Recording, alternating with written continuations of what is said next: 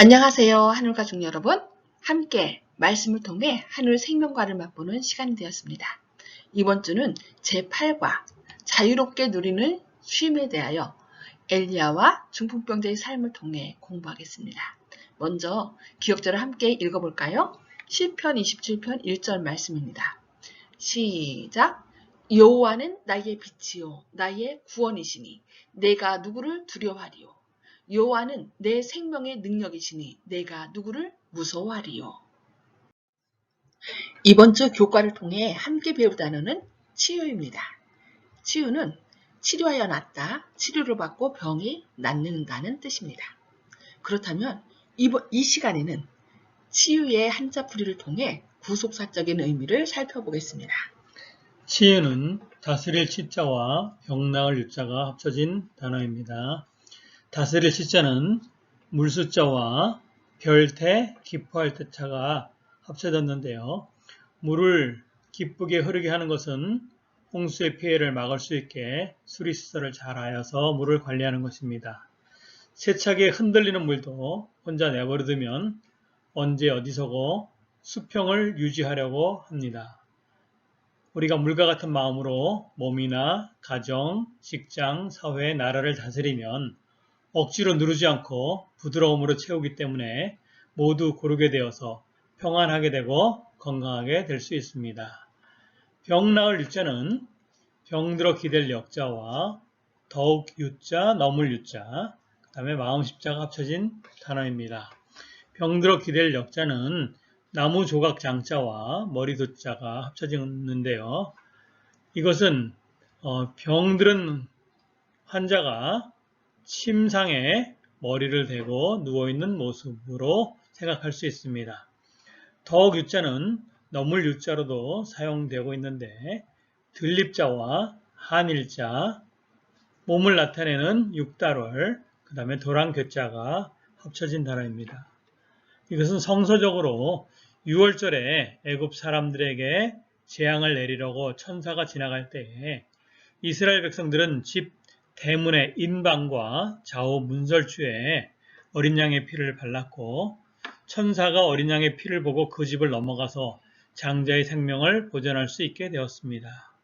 그래서 병나을 유자는 병들어 기댈 역자와 더욱 유자, 너물 유자와 마음 심자 세 개가 합쳐졌는데요. 6월절에 모든 집안의 장자가 죽는 재앙에서 구원함을 받으려면 어린 양을 잡아 그 피를 문에 바르고 죽음의 천사가 지나가기까지 집안에 있으면서 죽음의 재앙으로부터 하나님의 보호하심에 감사하는 마음을 가져야 합니다. 그런 심오한 뜻이 있었군요. 정말 감사합니다. 예수님께서 이 땅에서 사역하시는 동안 만났던 사람들 가운데 많은 이들은 병자들이었는데 어떤 사람들은 죽을 정도로 아픈 사람들이었습니다. 그들은 치료를 받고 고통으로부터 쉼을 얻기 위해 예수님 곁으로 몰려들었습니다. 그리고 그들은 항상 원하는 것을 공급받았습니다. 어떤 때는 그저 한마디 말씀을 하셨을 뿐인데 그들이 완전히 나음을 받았습니다. 어떤 때는 병자들을 직접 만져주셨는데 그들이 그 만짐을 통해 기적적인 치유함을 받았습니다. 어떤 때는 그들을 그냥 집으로 돌려보내셨는데 돌아가는 길에 그들이 치유함을 받았습니다. 이번 주에 우리는 두 가지의 전혀 다른 치유의 이야기를 살펴볼 것입니다. 한 경우에는 병자가 너무 아픈 나머지 혼자서는 예수님께 나오지도 못할 지경이었습니다. 또 다른 경우에는 눈에 띄는 확실한 증상은 없었습니다. 그러나 이 두 경우 모두 하나님의 시간에 하나님의 방법으로 치유함의 은혜가 주어졌습니다. 아픔과 고통으로부터의 쉼에 대한 주제를 살펴보면서 우리 모두가 그리스도인 삶을 사는 가운데 공통적으로 경험했을 법한 질문에 대해 생각해 보려고 합니다. 하나님께 고쳐주시기를 기도했으나 그 기도가 응답되지 않았을 때 우리는 어떻게 반응하나요? 그런 상황 가운데 우리는 어떻게 참된 쉼을 경험할 수 있을까요? 이번 교과의 학습 목표입니다. 첫째, 하나님께서 우리의 몸과 마음의 질병을 치유하심으로 참된 자유와 평안을 누리게 해주심을 깨닫는 것입니다. 두 번째, 세상이 결코 줄 수 없는 온전한 치유와 자유함이 예수 그리스도 안에서 약속되어 있음을 감사하는 것입니다.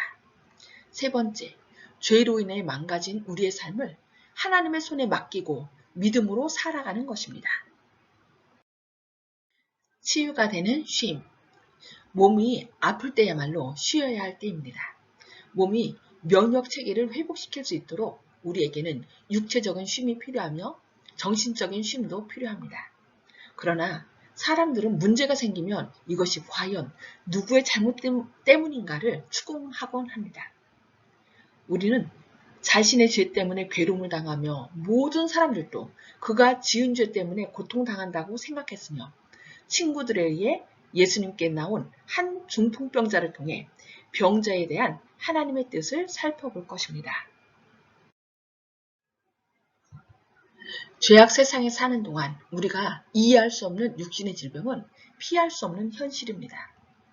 우리의 질병이 자신의 잘못 때문인지 아니면 누군가의 소홀함 때문인지 아니면 유전적 문제인지 아니면 죄된 세상에 사는 자연스러운 결과인지와 상관없이 하나님께서는 어떻게 하면 우리에게 쉼을 주실 수 있는지 알고 계십니다.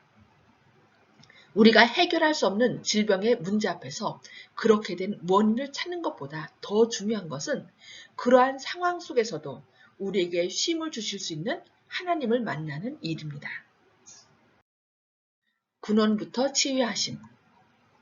친구들의 도움으로 예수님께 나온 중풍병자를 보시고 예수께서는 그를 책망하지 않으시고 그가 가진 병의 증상들을 치료하시기 전에 그 병자를 괴롭히고 있는 가장 근원적인 문제를 먼저 치료하셨습니다.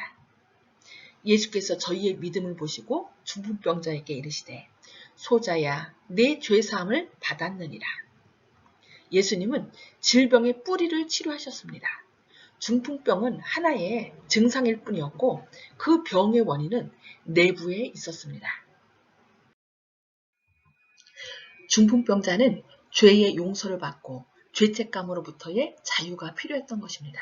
그는 자기가 갈망하던 죄 용서와 영혼의 쉼을 얻었습니다. 하나님께서는 우리의 내면을 먼저 고쳐주시고자 하십니다. 그러고 나서 중풍병자에게 하셨던 것처럼 우리의 육체적인 질병을 즉시 고쳐주시기도 하십니다. 하나님께서는 겉으로 드러나는 증상보다 우리 내면에 존재하는 보다 더 근원적인 문제를 해결하심으로 우리에게 참된 쉼을 허락하시고자 하십니다. 도망치다. 세계보건기구에서 발표한 자료에 의하면 우울증은 매해 3억 명 이상에게 영향을 끼치는 전 세계적으로 가장 흔한 질병입니다.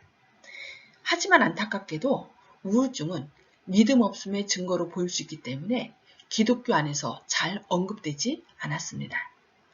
매우 신실한 그리스도인이라 할지라도 때에 따라 우울감을 겪을 수 있고 특별히 어떤 충격적인 트라우마를 경험한 후에 이러한 증상을 경험할 수 있는데 이것은 믿음의 부족 때문도 아니요 하나님을 신뢰하지 못해서 생긴 병이 아님을 하나님의 종 엘리야를 통해 살펴보겠습니다.